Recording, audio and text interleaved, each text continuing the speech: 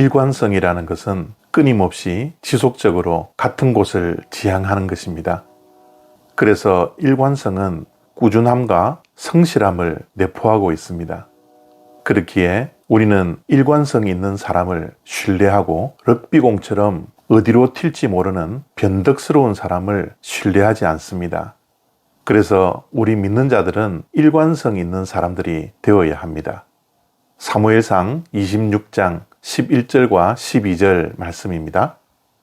내가 손을 들어 여호와의 기름 부음 받은 자를 치는 것을 여호와께서 금하시니 너는 그의 머리 곁에 있는 창과 물병만 가지고 가자 하고 다윗이 사울의 머리 곁에서 창과 물병을 가지고 떠나가되 아무도 보거나 눈치채지 못하고 깨어있는 사람도 없었으니 이는 여호와께서 그들을 깊이 잠들게 하셨으므로 그들이 다 잠들어 있었기 때문이었더라. 아멘. 누군가가 또 사울에게 다윗이 숨어있는 곳을 밀고를 합니다. 그래서 사울 왕은 3,000명이라는 많은 군사를 선택하여서 다윗을 잡으러 갑니다.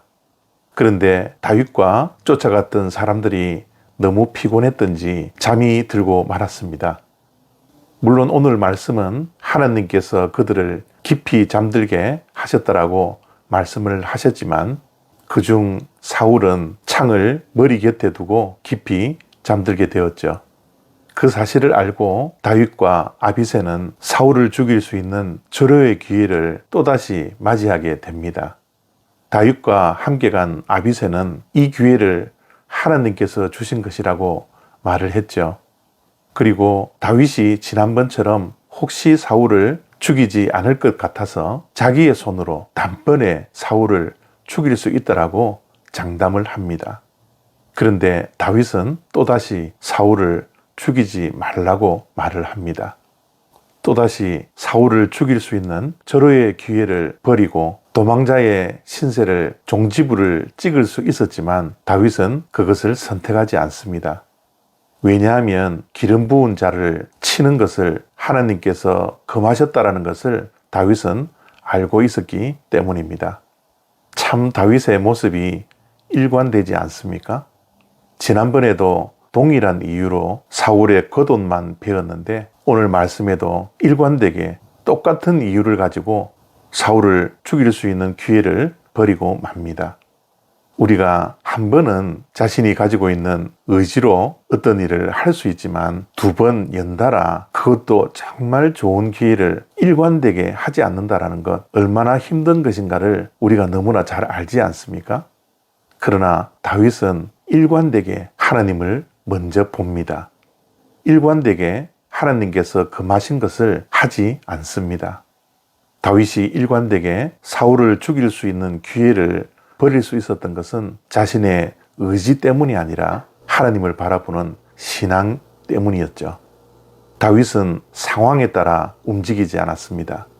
자신의 기분 따라 움직이지 않았습니다.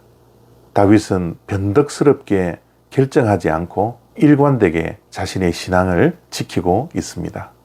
정말 다윗의 흔들리지 않는 뚝심이 돋보이는 말씀입니다. 우리가 살다 보면 때로는 융통성이 있어야 할 때도 있습니다. 상황에 따라 자신이 가지고 있는 원칙을 바꿀 수 있는 융통성 있는 사람들이 때로는 인기가 있습니다. 우리도 상황에 따라 융통성을 가질 때도 있어야 되겠지만 그러나 융통성보다 더 앞서야 하는 것이 일관성입니다. 특별히 우리의 신앙은 신앙의 원칙을 세우고 그 원칙들을 일관되게 우리의 삶 속에 적용해야 합니다. 그리고 신앙의 원칙 앞에는 상황에 따라 럭비공처럼 변덕스럽게 움직이는 사람이 아니라 일관성을 지키는 것이 더 중요한 것입니다. 오늘도 우리가 상황에 따라 융통성 있게 살아가는 것보다 하나님의 말씀 앞에서 세웠던 원칙들을 일관되게 지켜나갈 수 있는 그런 흔들리지 않는 신앙의 뚝심을 다윗처럼 가지기를 원합니다. 감사합니다.